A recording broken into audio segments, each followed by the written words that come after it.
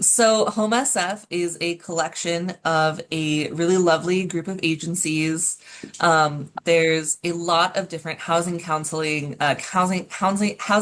organizations that participate, including Asian Inc., Meta, which is also stands for the Mission Economic Development Agency, the San Francisco LGBT Center, Balance Financial Wellness, and the San Francisco Housing Development Corps.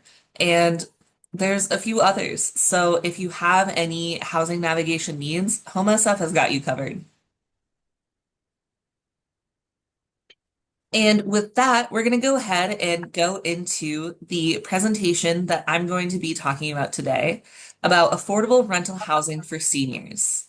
And my name is Cass Fitzgerald. I use they, them pronouns, and I am the manager of the Housing and Resource Program at Open House. So, a little bit about Open House, for those who aren't familiar. We're located in San Francisco at 65 Laguna Street, right off of Market and Guerrero. And we're a community, social service, and housing hub for LGBTQ plus seniors and adults with disabilities. And we've been around since 1998. We've got a link to our website here, so if we do send out these slides later on, you'll have access to us. But if not, if you type in Open House SF, you will find us. And we've also got a number to reach us as well if you end up having any questions, if you want to inquire about a housing appointment, or if you are hoping to come to some of our lovely community events.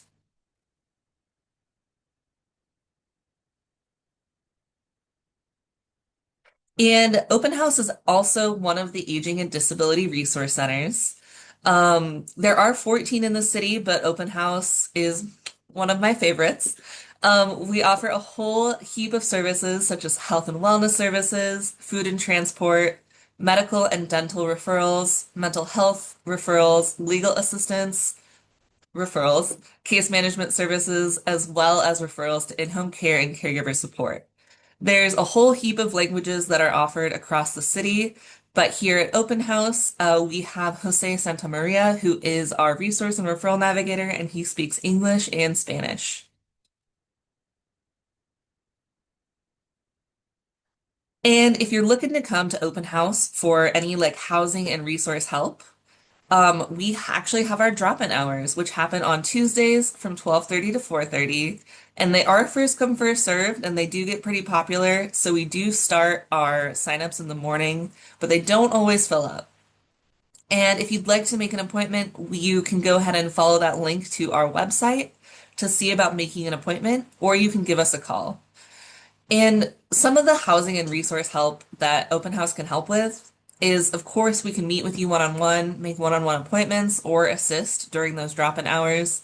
We can help you determine your housing eligibility and also beyond eligibility, what you are looking for when you're applying for housing. We can help determine what your housing search should look like and what you should be prioritizing based on what you want and need. We can also help you search and apply to affordable housing and advocate for you and with you throughout that application process. However, Open House cannot directly refer you to or place you in housing. Unfortunately, we don't have any overnight housing available or any housing that we're able to directly place you into. We can't find you housing immediately, and we're not able to submit housing applications on your behalf. But again, we're more than happy to help you with that application process. So, I would love to talk about the different types of affordable housing. In San Francisco, there's subsidized housing and non-subsidized housing. So, subsidized housing is household tailored. It's typically going to be about 30% of your income. For example, if you make $1,000 a month, if you lived in subsidized housing, your rent would be $300. But if you got a great raise, you managed to land a really great job, and now you're making $10,000 a month, your rent is going to go up too, and it's going to be $3,000 a month. But the same can be said. If for whatever reason you lose your Social Security temporarily and your income drops down to $500 a month, so would that rent. And so it can be a really good option for folks who don't intend to increase their income or may not be able to, or who suspect that there might be a sudden decrease in income in the coming months. And there's also non-subsidized housing. And so this is a flat dollar amount rent rate for a unit or building. So this is not tied to your income at all. It is tied to your income when you apply to be able to qualify for it, but once you qualify for it, it doesn't change with your income. And so if for this unit the rent is $2,000, you you would, if you qualified for it, you moved in, you're paying $2,000. But then if you lose your income for whatever reason, that rent is still going to be $2,000. And so it might not be the best option for folks who anticipate, for example, retiring and going onto Social Security and decreasing their income. So non-subsidized housing, like I mentioned, is going to be a flat dollar amount rent, which is affordable for a targeted household income. And they decide who to target based on the area median income, which I'll talk a little bit more about later. There's a couple different types and characteristics of non-subsidized housing. Non-subsidized housing can either be inclusionary BMR units, or 100% affordable rentals. Inclusionary BMR units are units that are in apartment buildings that typically have both market rate, so a more standard price that you might find on Zillow or Craigslist, and below market rate units, which are going to be subsidized to be more affordable. There's also 100% affordable rentals, and this is where the whole building actually is affordable housing. There's also single room occupancies, which often also are non-subsidized housing. And so single room occupancies are going to be rooms typically in old hotel buildings or apartment buildings where you share the kitchen and bathroom with the other folks in your building or on your floor. And non-subsidized housing is the most common affordable housing type available. And this is going to be most of the units that you find on Dahlia, but not all of them.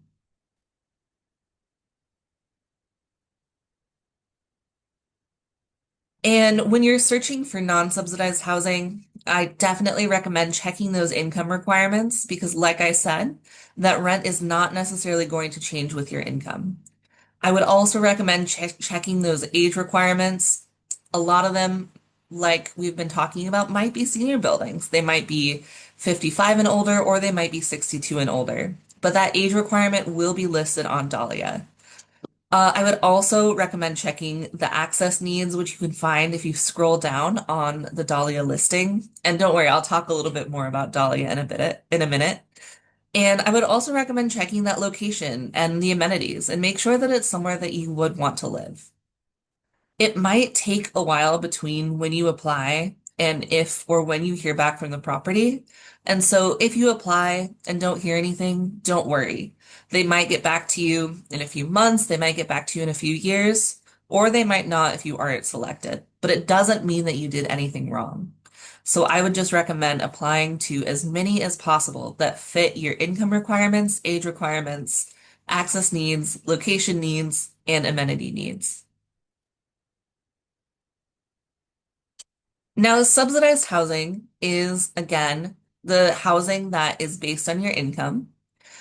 Most HUD funded housing is going to be subsidized housing. And so this looks like public housing, such as Section 8 vouchers, project-based Section 8 vouchers, HOPWA or housing opportunities for persons with AIDS.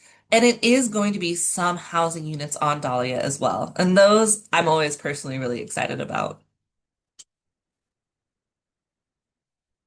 When you're looking for subsidized housing, definitely the biggest things to keep in mind are going to be those age requirements, any access needs you might have. For example, if you need an elevator or if you need countertops that are wheelchair accessible, the location, and those amenities. Keep in mind that with subsidized housing, you'll likely be competing with a lot of other people on those waiting lists or lotteries. So stay organized, keep a log and a list of all of those subsidized opportunities that you've applied to, Make sure that you check your mail so you don't miss any correspondence, and make sure that you respond when asked as well. They typically do get back to you and have a pretty short turnaround, usually about a week before you have to give your response as well. So if you're only checking your mail once a week and you are applying to subsidized housing or non-subsidized housing, I definitely recommend checking it at least once a day.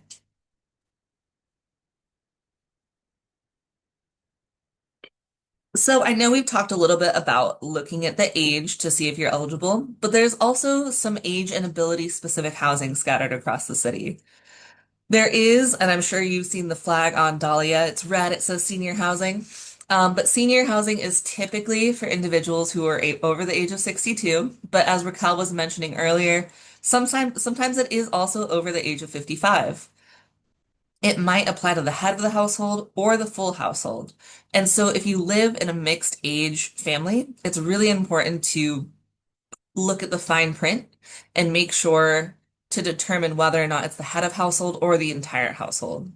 The way that this plays out is that if it is a property where only the head of household has to be over a certain age, if there's one person who is 65 and, for example, she's married to someone who is 58 and they're applying to a building that is 62 and older, they would be able to apply if only the head of household needed to be over the age of 62. However, if that same couple tried to apply to senior housing that required the full household to be over the age of 62, they wouldn't qualify and would have to wait until the younger wife was over the age of 62. The other thing with senior housing is that disability cannot be considered instead of age.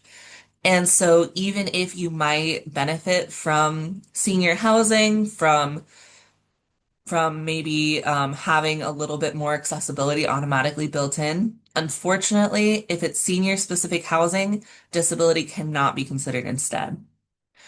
And the other thing to note is that if you're applying to a waitlist, the waitlist applicants have to qualify at the time of the application. And so even if you are 61 years old and you are 11 months old and there's an exciting application that you want to apply to, you have to wait until you're 62 to apply to it. If, of course, it is a 62 and older building. There's also disability housing, and this is for individuals with disabilities and sometimes includes their caregivers or family members. It typically does require a proof of disability, but this does not mean that federal disability requirements such as SSDI are required. So if you aren't receiving federal disability payments or you're worried about that process of trying to apply, don't worry. That is not a requirement for getting into disability housing. Sometimes the disability housing will specify broad categories of disability, but sometimes it is just open to anyone who has a disability. There's also family housing, and this is for families or groups of a specific number of tenants or bedrooms. It is important to note that the name is a little bit confusing. There aren't any restrictions or requirements around having kids or family status. The only thing that you need to keep in mind is that you need to satisfy those occupancy requirements. And so even if there's three single girls who are living together, they don't have kids, they aren't married, they aren't even dating, they're just friends, they would still be considered a family for family housing if they're all applying together for a three-bedroom unit. The best thing to keep in mind is that there has to be at least one person per bedroom unless you have medical documentation stating that you need additional space. There typically is no age requirements either for family housing.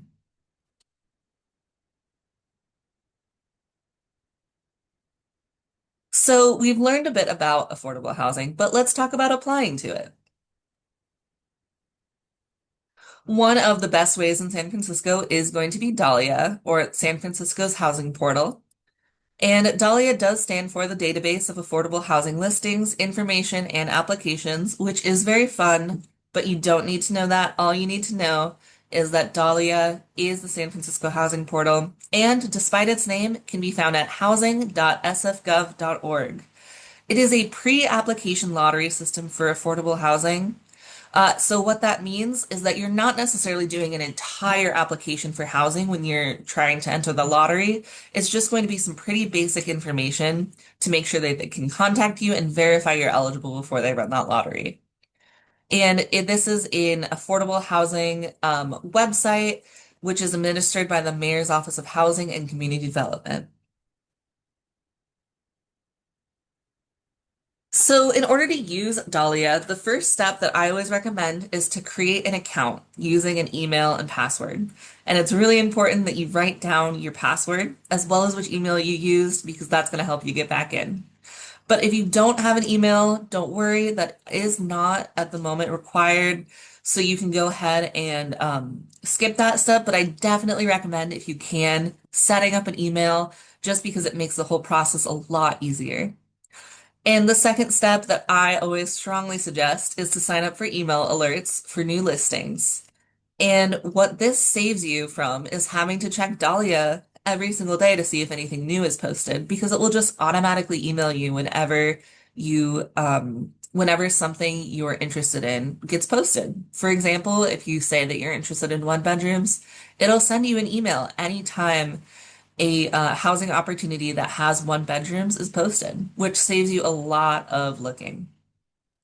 The next step is to check the listings and the eligibility and then go ahead and apply for that pre-application lottery system. And then I definitely just want to highlight the need to upload your preference documentation with each application. The preference documentation, and I'll talk a little bit about preferences in a moment, but the preference documentation cannot be older than 45 days. And that lottery list will be released about a week after the date of that lottery is held. So definitely check back and save the lottery number that you are given. So this is that Dahlia housing website. I'm sure that a lot of you are very familiar with it, but I'm just going to go over it one more time. And for those of you who aren't familiar, welcome to San Francisco's premier San Francisco housing portal. So I just wanted to circle and really highlight that URL, which is housing.sfgov.org. And so if you type in dahlia.org, it's not necessarily going to take you here. So just be really aware of that. And I also wanted to circle that sign up today button.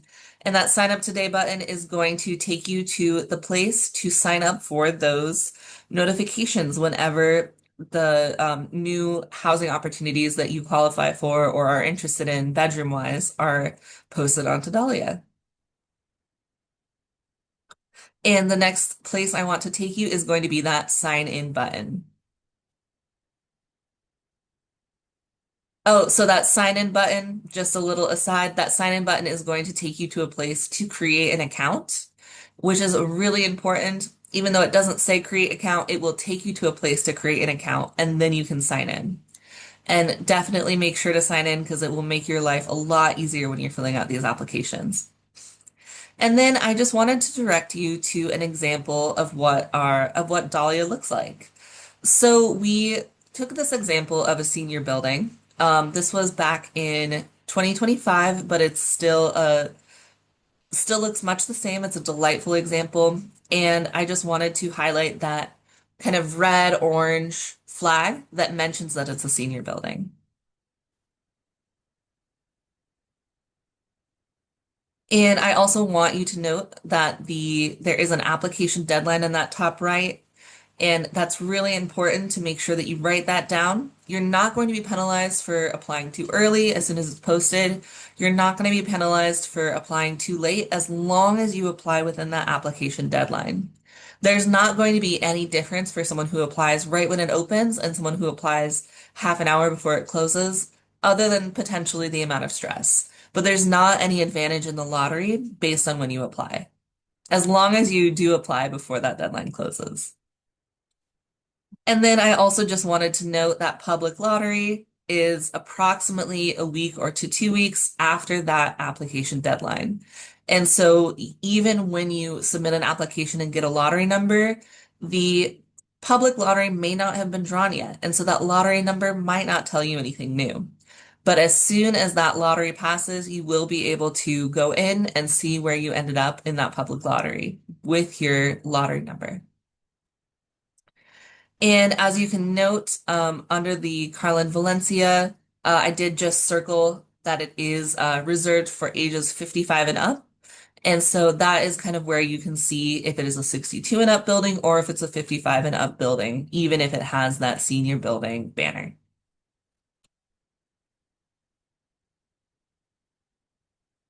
All right. So DAHLIA applications, like I mentioned, are not necessarily going to be as intense as a traditional housing application, but they are going to ask some important questions. They're going to ask about your name, your contact information, your household, and any like alternate contact information you might want to provide, such as the contact information for your housing navigator or potentially for your sibling or kid that's helping you apply.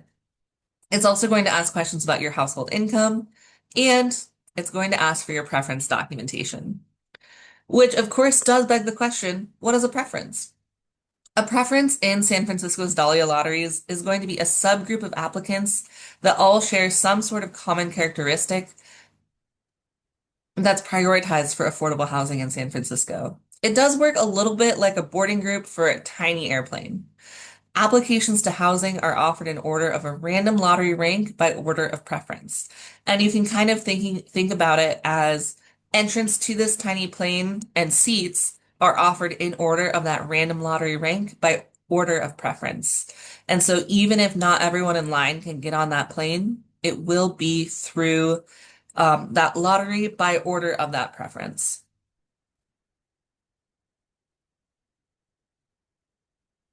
And some of the preferences that I do want to highlight include the certificate of preference. And if you think that you qualify for a certificate of preference, I definitely recommend reaching out to a housing navigator or housing counselor to start looking into that because the certificate of preference is going to be the first preference that is considered in the Dahlia lotteries most of the time. The certificate of preference is given to families who were displaced during the urban renewal in the Western Addition and Hunters Point in the 60s and 70s. There's also the displaced tenant housing preference, and this is given to folks who were evicted by an Ellis Act eviction, an owner move-in eviction, a fire, or some other kind of federally declared emergency. And if you think that you might qualify for the displaced tenant housing preference, again, I would definitely recommend reaching out to a housing navigator or counselor to start looking into that because that is another one that is pretty powerful, but it does have a time limit. So the sooner you can get moving on that one, the better. There is also the live or work in San Francisco preference, and this, of course, is going to be the most common one. And much like its name would suggest, it's given to folks who live or work in San Francisco. I do want to highlight something important, which is that this includes individuals who are experiencing a homelessness in San Francisco. And so even if you don't have a home address, you are still eligible for the live or work in San Francisco preference.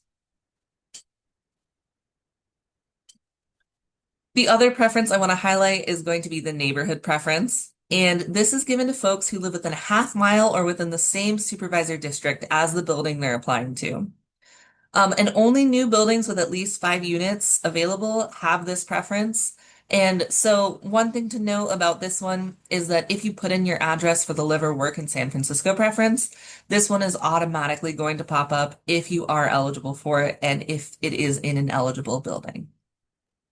There's also the veteran priority preference, and this is given to individuals who are veterans of the US military. They're given priority within the preference category. So, for example, if a veteran also had the live or work in San Francisco preference, she would be considered first among those folks who also have that live or work in San Francisco preference, but she wouldn't be considered before someone who had the displaced tenant housing preference.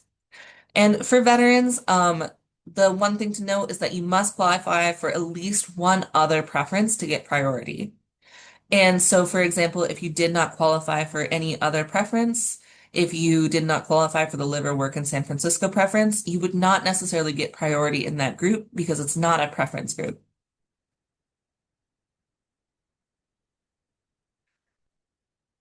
And you can go ahead. And these are just some things I want to note. Some of them have already come up, but Or not quite yet, but there are some senior housing opportunities that are pretty exciting.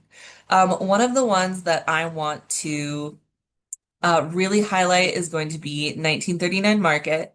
1939 Market is one of Open House's projects with Mercy Housing, and so this is going to be um, housing that has LGBT seniors in mind and really focuses on making it a safe space for folks who are LGBTQ. It does not mean that you have to be LGBTQ to apply, but it does mean that it is kind of a space that centers around the needs of LGBTQ seniors. And our target availability for this is going to be 2029, but we'll see what happens.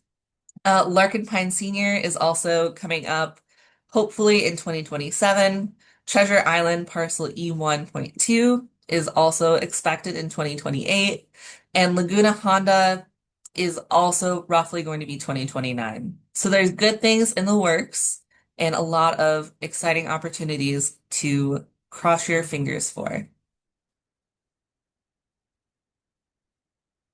And when we're looking at Dahlia applications, once you finish, you're going to get this note and it's going to have your lottery number.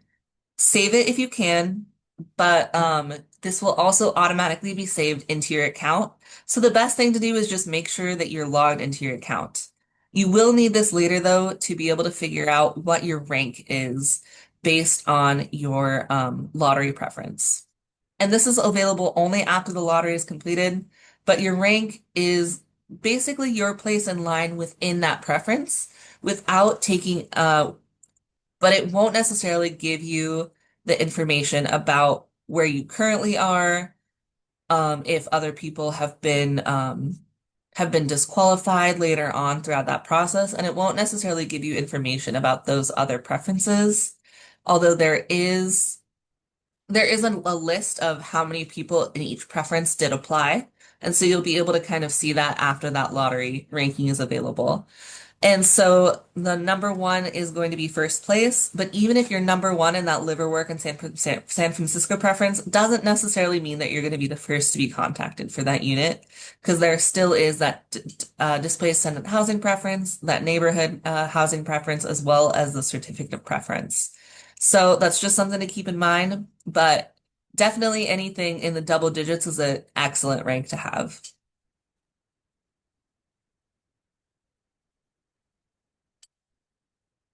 And in order to look at some disability accessible units, there will be a pop-up as you're filling out that application about priority units.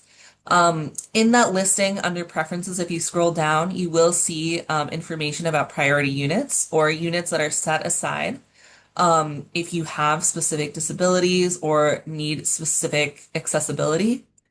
And so make sure to select that you need this preference on your application. It's going to enter you for both the general and the priority units in the lottery. And so if you're worried that, oh, there's only 5 units for folks with vision and hearing impairments, I'm concerned that it'll lower my chances of getting picked. Don't worry, because it will actually enter you for both of those. And so you won't necessarily have to worry that getting your accommodations met is going to impact your chances in the housing lottery.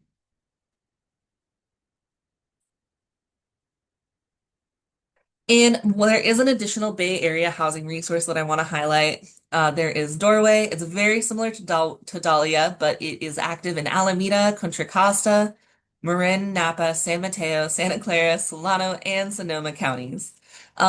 This again, super similar to Dahlia, and so preference documentation and the lottery process may be pretty similar. So this often means that there's a live or work preference in those cities or counties. So in San Francisco, what else is there besides Dahlia? Dahlia is made to be a central point of access for affordable housing, and so the majority of San Francisco's affordable housing is going to be on Dahlia. But here at Open House, we do put out a monthly affordable housing list, which captures some opportunities that are outside of San Francisco and some units that might not have been listed on Dahlia. We also have an email list, which we use for alerts when rare opportunities open up, such as when the housing choice voucher opens up. And there's just some additional resources that I want to highlight when it comes to aging in place. There's the Independent Living Resource Center. There is legal assistance to the elderly. Thank you, Kelly. There's the Positive Resource Center, and this is great, especially for folks who are HIV positive. And then there's also the Department of Disability and Aging Services. I'd also love to highlight some resources for homelessness prevention. There is the Adult Coordinated Entry System, which is going to be a great place to go for problem solving, for housing and community resources. You can find these at 123 10th Street or at 1138 Howard Street. And there's also the SF Hot Team. Um, there's also Canyon Kip Senior Center, which is a daily drop-in center for seniors and adults with disabilities as well. And this can be found at 705 Natoma Street. But thank you so much for coming to the open house half of the presentation today. And I would like to pass the mic over to Kelly.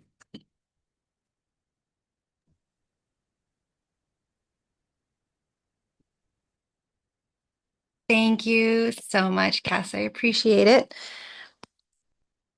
My name is Kelly Barnett. I am a staff attorney at Legal Assistance to the Elderly. I'm very happy to be here today and present a little bit about what our organization does, how we might be able to help, and how to get a hold of us.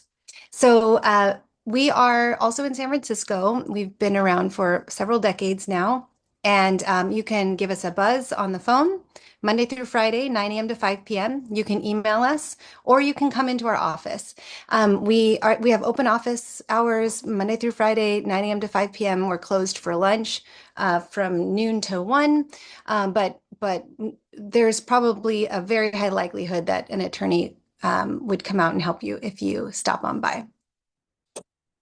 Our services are completely free. We're totally confidential. Anytime you talk to an attorney or you consult with us, we keep everything, our lips are sealed.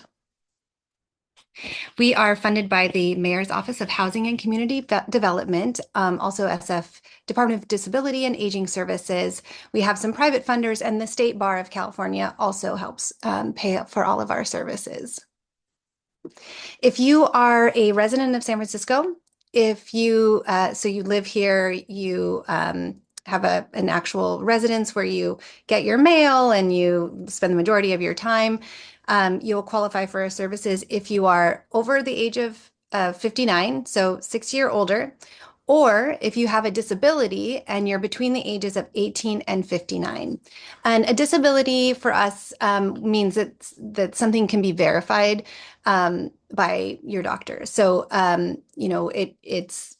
we'll be a little bit squishy with our with our cutoff for disabilities, but just give us a call if you don't understand that, whether or not you may or may not have an eligible disability, and see if we can help you.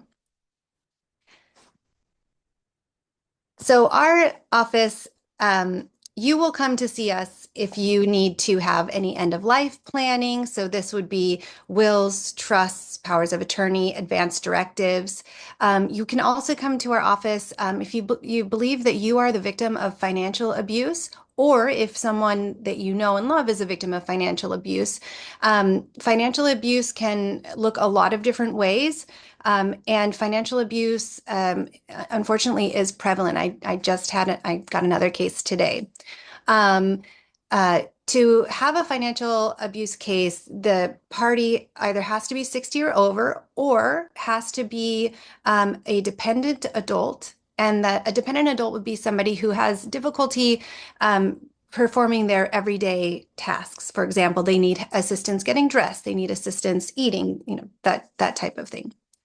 You'll see us for foreclosure prevention and litigation. Our goal, when you see us, our goal is to keep you in your housing. We're not helping you find new housing. We are fighting for your rights to stay in your current housing. So if you've received documentation from a bank or from a buyer that says that you're at risk of losing your housing, give our office a call. And again, depending upon your age and any potential disabilities, we can assist you to prevent unlawful foreclosures. We've had some extremely wonderful results for people who really felt like they were totally out of resources. So um, the important thing is to, if you suspect that this is happening, if you suspect your house is going into foreclosure, that you give us a call right away. We can also help with consumer debt defense and consumer protection. So we've seen a lot in the news, especially lately. We have these real predators out there who are, attacking, are very vulnerable, and trying to get money that they don't deserve. So if somebody says that you owe money and you don't actually think you owe this money, or even if you owe the money, but you have some reason to suspect that it's not quite as much, or if you think that something nefarious has happened, give us a call because we have attorneys that specialize in preventing people from taking money that isn't entitled to them. My side of the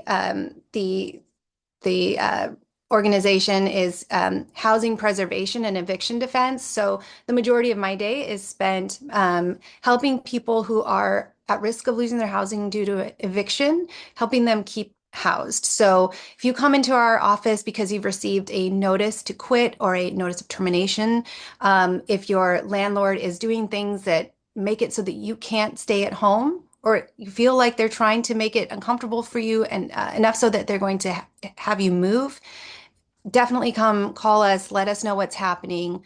It's important that your landlord knows that you are represented so that we can stop the bad behavior before it escalates. We'll fight evictions, rent increases, habitability issues. We have lots of services there that help San Franciscans stay in their homes. We also do healthcare and benefits advocacy. So if you have been denied Medicare or Social Security, other benefits such as Medi-Cal, call us. We have two attorneys who do this full time, who are very knowledgeable, who can either help place you in benefits or who can assist you in figuring out what happened and cause your benefits to be terminated.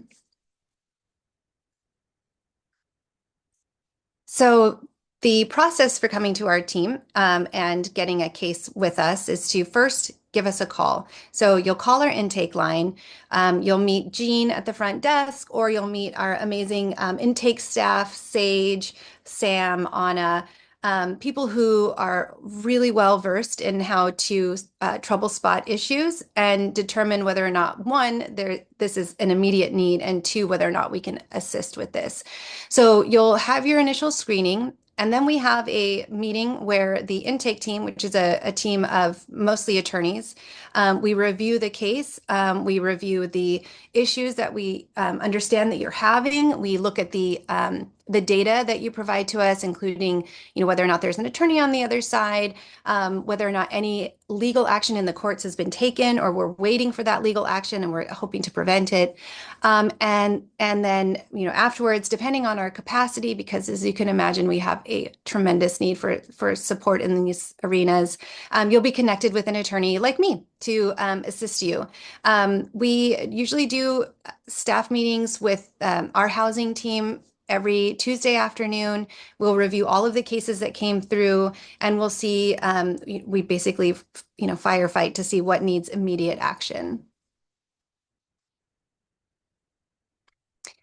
If we can't help you, then we will also send you to places that we believe are better equipped to assist you. Or if we think that your matter is important but not exactly on fire, we might just hold on to your intake for a little while. But these things are really important to know. If any of these apply to you, like, you must contact our office. You must start making action to prevent any sort of foreclosure. So if you're behind on your property taxes or your mortgage, if you know that your house is up for a sale, if you have suspicion that your bank has sold off your loan, if you've received a notice of default, or from your bank or from your HOA, or a notice of a trustee sale, you must contact us. These are very, very big problems that can really snowball quickly if you do not do anything. In the meantime, to make sure that you are aware of timelines and pending issues, you please make sure that you're opening all of your mail If you receive anything like a notice of foreclosure, gather the documents and contact us. And there are lots of other organizations that also assist with foreclosure prevention. But whatever you do, don't ignore it. There's a lot to do to either prevent the foreclosure entirely or to at least delay it so that you have a soft landing, and the sheriff doesn't come and change the locks on you when you're in your home.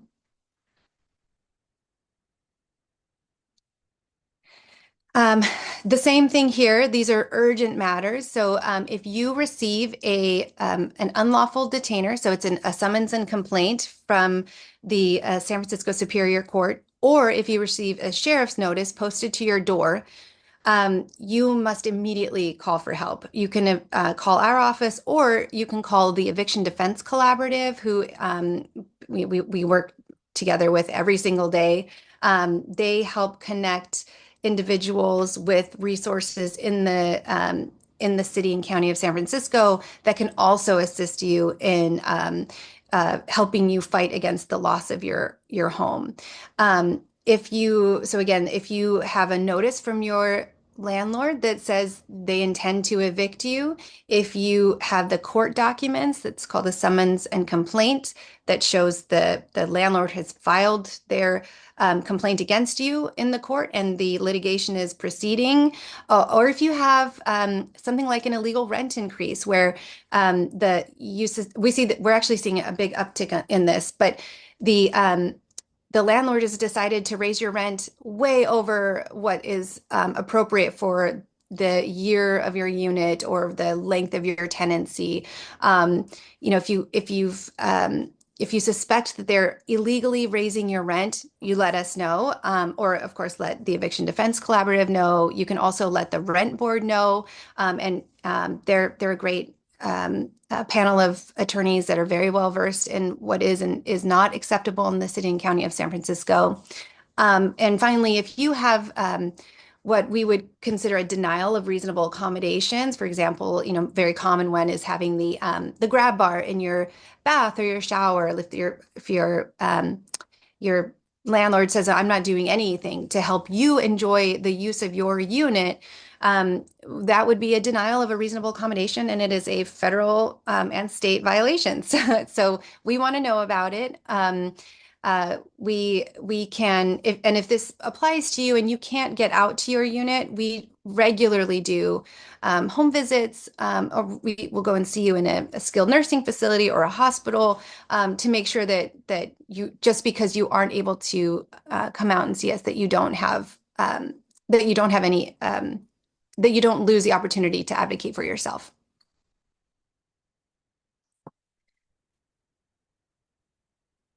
So, unfortunately, if you see me at work, something has probably gone wrong and you're in trouble. I work on cases that are already past the let's figure this out phase. You are on your way to be evicted from your home. Um, so it is incredibly important that when we are on the receiving end and we are reacting to this type of issue, that we fight back. So first and foremost, you must let somebody know that this has happened. You tell your family member, tell your neighbor, give us a call. Let us know that this is happening to you and you need assistance. The city and county of San Francisco has an amazing tenant right to counsel that pays for my wages. And we're here to make sure that the playing field is leveled for people who normally wouldn't be able to afford a private attorney on their behalf. Um, if you do nothing and you do not respond to any of the paperwork you receive, you may be evicted and not have any say in what happens. And this is unfortunately something that we see a lot. And while we can go back in after an eviction has happened, for example, you find out that that the landlord has taken what we call a default on you. We can go to court and say we're sorry, we missed this, but we would like you to vacate it. But it is an uphill battle, and it is already an uphill battle. So we don't want to come in too late to the case. Um, the other thing is to gather everything you have if you think that if you stop paying your rent for some reason, for example, if you know that like the heat's out, the water isn't working, the landlord is trying to get you out of your unit by making it impossible for you to live there. Document everything. Document your attempts to pay the rent. Document your attempts to get these problems fixed. Take lots of photos of it. If you go out and you buy something to repair your unit, take a picture of the receipt and the repair and gather all of this because we will go through a discovery phase and we'll fight back and say, hey, you can't evict them for not paying rent when you didn't have a front door that worked on their unit or, something like that. Um, if they, no matter what, we want you to try and pay your rent. Now, I understand that we go through really hard times, and for some of us, we can't pay rent when we're supposed to. But if you can, never stop paying your rent. If that is the one easiest way to have an eviction is to just not pay because it's very straightforward in court. In court, the judge asks Ms. Barnett, did he pay his rent? And I say, no, Your Honor, he did not. Well, can he pay his rent? And I said, no, Your Honor, he cannot. And that's it. There's no real good fight in that. So we want you to, hell or high water, try to pay your rent. There are lots of agencies that will assist you with applying for back rent if you're in trouble, but we never want you to get to that phase because it's usually we're in court in the hallway Thursday before your trial for your eviction, trying to get you rental assistance. So if you can pay rent, write the name of the month on and the year on the memo line. So this is what I'm paying for June month's rent. This is the date. This is my apartment number. Take a picture of it. If you're dropping it off in a mailbox, take a video of it. And importantly, if you receive that rent back, do not assume that everything is okay. Assume that they have said to their attorney, we want to evict this person, and their attorney has said, do not cash their rent check. So, at the end of the day, we want you to pay your rent, but if something happens and you are unable to do so, call the Eviction Defense Collaborative or call our office so that we can figure out what's happening.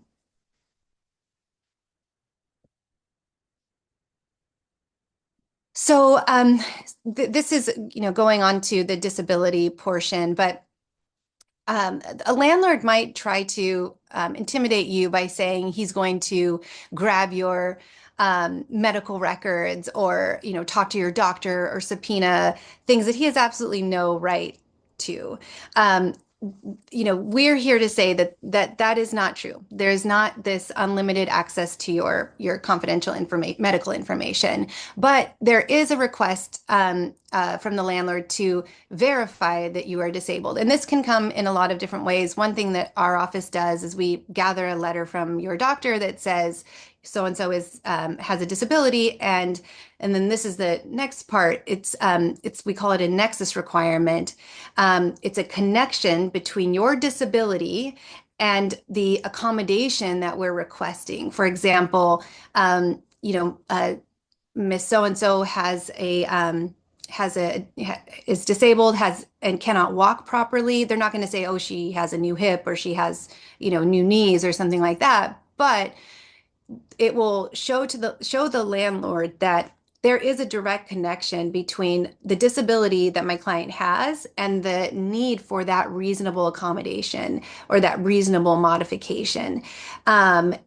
It's not reasonable for someone to completely demolish a residence and remove all the stairs, right? That's not a reasonable request, but it would be reasonable to install a ramp, or it would be reasonable to help with a chairlift. Sometimes we pay for it, sometimes the landlord will pay for it, but it's the important thing is that it's an interactive process, and your landlord must engage. So this is not like, oh, I don't feel like talking about this with you. The federal law and state law, county, we require that landlords engage in an interactive process, a good faith dialogue to see whether or not there is a reasonable solution for both parties. So if you have asked for a modification or a reasonable accommodation and you just had just a no from the landlord or from management, that's not good enough. They have to have a dialogue with you. And if they don't want to have a dialogue with you, they'll have a dialogue with us.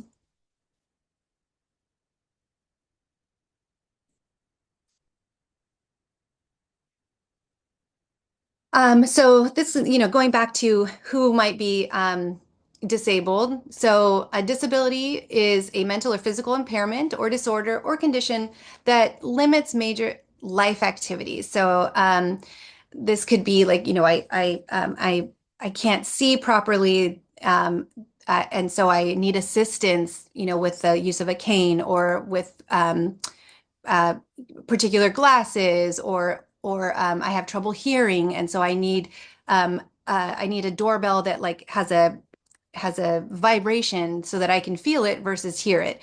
Um, it also includes addiction.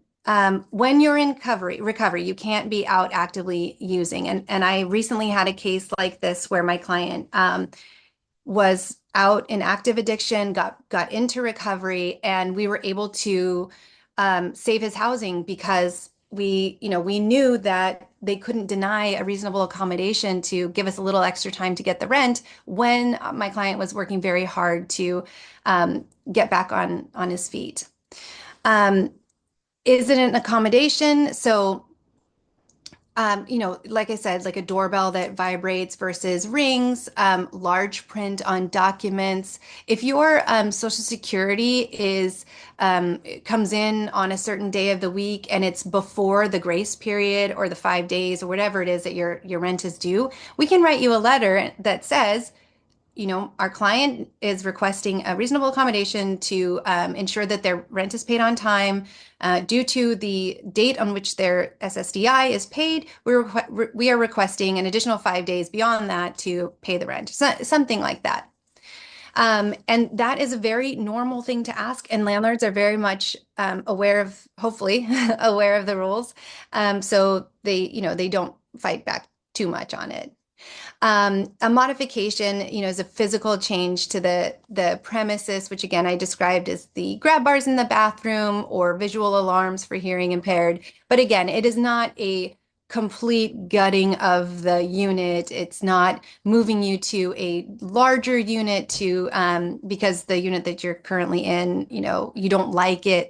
It has to be reasonable, and that is very subjective. But attorneys for landlords know exactly who they're dealing with when they contact us, and they know that it is an interactive process, and that they must participate in the dialogue.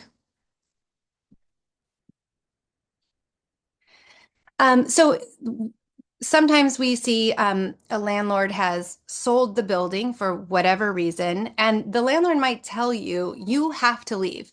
But we promise you, that is not the case. Do not move. If your new landlord says that they are writing you and you are supposed to be vacated by a certain amount of time, do not do not do that. Just come to our office, go to EDC, and ask for assistance in how to navigate that demand.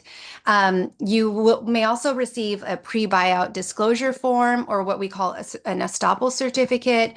It's also important that you don't sign anything without consulting with an attorney for these types of purchases. A lot of times our clients have been in their units for decades.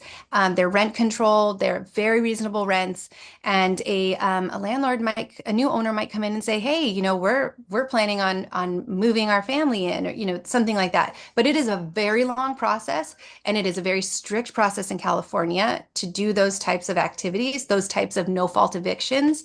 And we don't want anyone to unknowingly waive their right to stay if they want to stay, or to be purchased out for the right amount of money, or a right settlement agreement. Um, if if your landlord is not making any repairs, um, if you're covered by the rent ordinance, you can file a decrease in services petition. And that's a very straightforward petition. You go to the rent board, you let them know that your landlord, for example, has failed to fix the garage door. You can no longer use your parking space, so you want them to reduce your rent. That's very straightforward. We can also assist you with that. But it's important that you document everything. So document all of the attempts that you made to Get your landlord to fix the issue and document anything that you put towards a repair. Um, Always pay your rent, but if you are making repairs, make sure that you are keeping track of all of the receipts so that ultimately, if you do get this reduction in services, you can also be repaid for your costs. Of course, with all of this, just call our office for guidance, call EDC, call the rent board, so that we can at least walk you through it. But always pay your rent. So it's very nice to be here. I'm very grateful that there are organizations that are keeping our community informed. We are we're in a very difficult time financially in this city. And as we can see every day, the gap between people that have a lot and the people that have very little gets larger and larger. Our office, open house, EDC, we want to help you. We are here specifically to make sure that you are not out resourced by your landlord or out resourced by other entities. So when in doubt, just give us a call. We would really like to speak with you and at least see if there's anything we can do to help. So thank you again very much for having me. Okay, I think I'm actually going to talk through this as well. Is that right? I think so. Okay, Yes, Yes, so if please. that's Thank all you. right. oh, great. And if you didn't have enough of us today, our team is going to be out on June 13th from 10 a.m. to 3 p.m. at the University of San Francisco at the 2026 Affordable Housing Expo. It's a great place to go and just check out just a, a vast majority of a big list of resources, some of which were discussed here. We have booth set up where you can gather documentation from us. Just keep our cards handy in case something happens. It's a lovely morning, a lovely afternoon in San Francisco. So come on by. The details are below here, QR code too, if you want to register.